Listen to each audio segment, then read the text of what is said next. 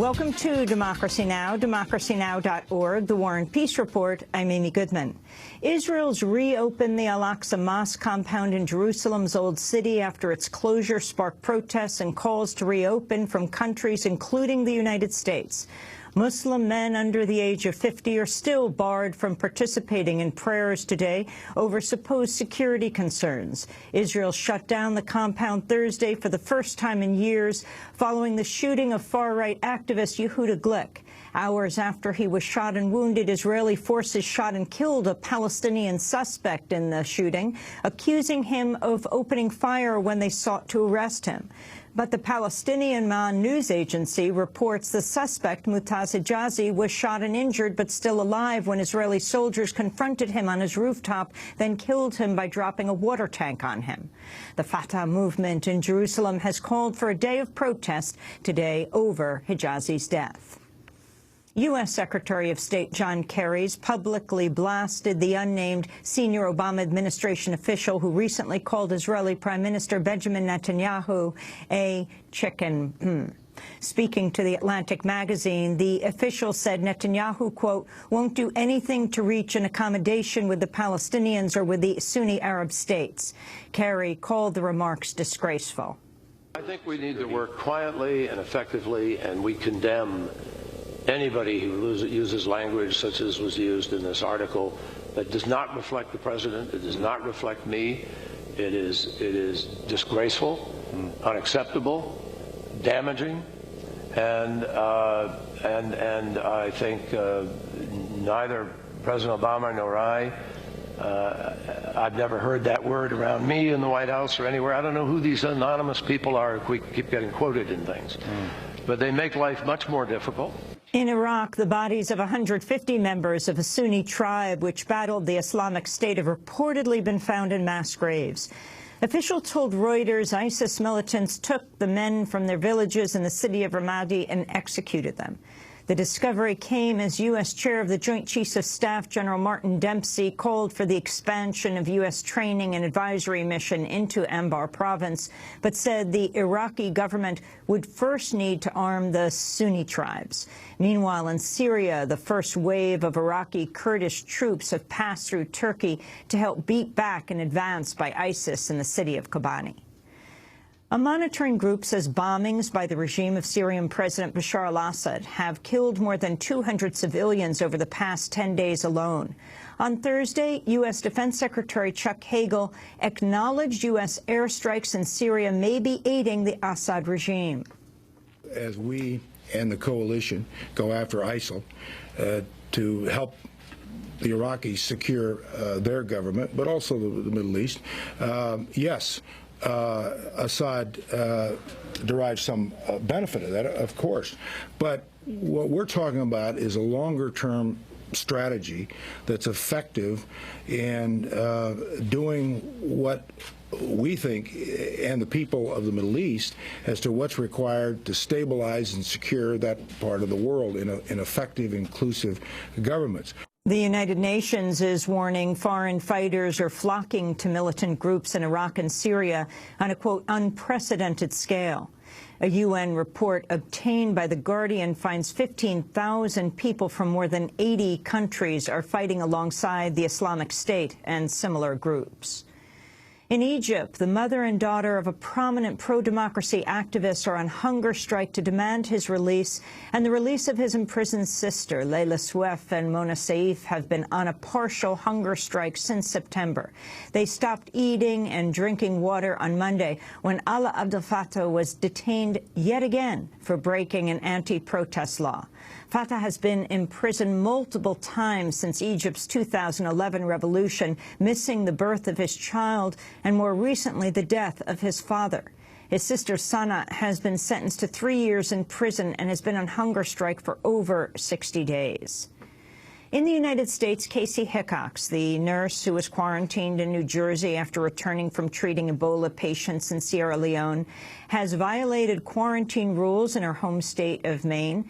After Hickox went on a bike ride with her boyfriend, Maine Governor Paul LePage vowed to use the full extent of his authority allowable by law to keep her in her home. We'll talk more about Casey Hickox after headlines. In Nigeria, the Islamist militant group Boko Haram has captured the northeastern town of Mubi, forcing thousands to flee. Reuters reports the militants burned down the main market and killed dozens of people, including a university lecturer and his entire family. In Burkina Faso, protesters opposed to the president's 27-year rule have gathered in the capital again a day after setting parliament ablaze. The protests erupted over a plan by President Blaise Compaoré to extend his rule. The military opened fire on demonstrators, and up to 30 people have been reported killed in the unrest. President Compaoré has agreed not to seek re-election, but has defied calls to resign immediately. A military spokesperson announced the current government would be dissolved and a curfew imposed overnight on Thursday. The National Assembly is dissolved. The government is dissolved. A transitional body will be set up in consultation with all the forces of the nation in order to prepare for the return to normal constitutional order within a period of 12 months at the latest. A curfew is in place across the country starting today from 7 p.m. to 6 a.m. to preserve the safety of persons and property. Hungary has canceled plans to tax Internet use after tens of thousands of Hungarians took to the streets in protests. Mass demonstrations began Sunday when demonstrators flung computer parts at the headquarters of Hungary's ruling party. Russia, Ukraine, and the European Union have reached a deal to resume the flow of Russian gas to Ukraine. The $4.6 billion accord secures gas supplies until March, both for Ukraine and European countries on the receiving end of its pipelines. The gas will be paid for with help from the International Monetary Fund and what the European Commission called unprecedented levels of aid from the European Union. The deal comes amidst escalating tensions as pro-Russian separatists plan to hold elections Sunday in eastern Ukraine. Lawmakers in Argentina have passed legislation to attract foreign oil and gas companies. Argentina is the third largest deposits of shale oil and natural gas in the world. The measure provides longer contracts and other incentives for multinationals to exploit those reserves. In related news, Mexico's Supreme Court has rejected a request to hold a national referendum on reforms passed earlier this year that open Mexico's oil and gas sector to private multinationals for the first time in 76 years.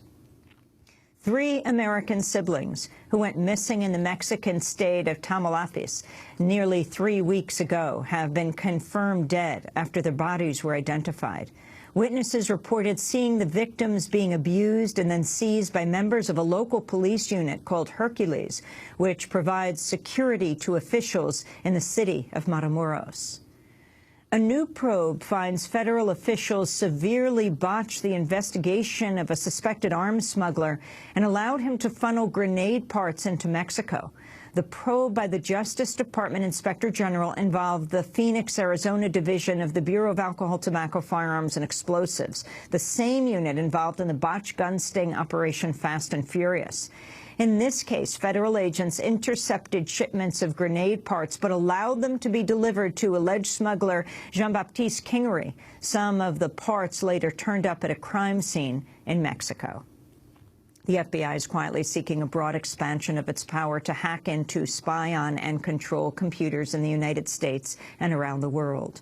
The Guardian reports the Justice Department is seeking the change before an obscure regulatory body called the Advisory Committee on Criminal Rules. Civil liberties groups say the change, which is being sought without congressional approval or public debate, would effectively give the FBI a green light to hack into computers anywhere in the world. In Pennsylvania, prosecutors say they'll seek the death penalty against a survivalist who's been on the run for 7 weeks after ambushing state troopers, killing one of them. Eric Freen was captured by police on Thursday. South Carolina Republican Senator Lindsey Graham is facing controversy over remarks he made at all-male dinner at a private club. CNN played an audio recording of Graham's comments, which were made earlier this month. I've tried to help you with your tax status.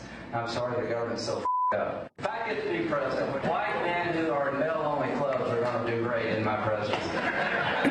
Senator Graham's campaign said the statement about helping white men was a joke that was taken out of context. Senator Graham is seeking re-election to a third term Tuesday.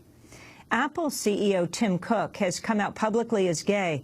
In an article for Bloomberg Businessweek, Cook wrote, quote, "I'm proud to be gay, and I consider being gay among the greatest gifts God has given me," he said. A top lobbyist has been caught on tape encouraging oil and gas industry executives to dig up embarrassing details about environmentalists and to exploit emotions like fear. An executive gave the New York Times a secret recording of the speech by Richard Berman, a lobbyist who creates nonprofits, then covertly uses them to advance a range of corporate agendas. Berman made the speech in June as he raised millions to fund an ad campaign called Big Green Radicals, which has run pro-fracking ads in Colorado and Pennsylvania. And Warren Anderson, who was CEO of Union Carbide during one of the worst industrial disasters in history, has died at the age of 92. On December 3rd, 1984, about 40 metric tons of toxic gas leaked from a Union Carbide plant in Bhopal, India. While the official death toll is nearly 4,000, campaigners say it's closer to 25,000, with many still suffering. Warren Anderson never faced trial for the disaster, although India tried multiple times to extradite him. In 2012, activists rallied in New York to call for Anderson to face charges in India. 12-year-old Akash Viswanath Mehta of the group Kids for a Better Future addressed Anderson directly. But I would like today to appeal to Warren Anderson's conscience, his guilt and his grief, and ask him to stand beside me. If he is truly haunted by the disaster that happened on his watch, which destroyed an entire community, I ask him to come forward and make a moral statement about what the right thing is for Dow and Union Carbide to do. Warren Anderson died in September at a nursing home in Vero Beach, Florida. His family did not announce his death, and it nearly went unnoticed until the New York Times noticed an obituary in the weekly newspaper in Vero Beach. That headline read, "Warren Anderson, 93, dies here in obscurity." And those are some of the headlines. This is Democracy Now!, democracynow.org, The War and Peace Report. I'm Amy Goodman. And I'm Juan Gonzalez. Welcome to all of our listeners and viewers around the country and around the world.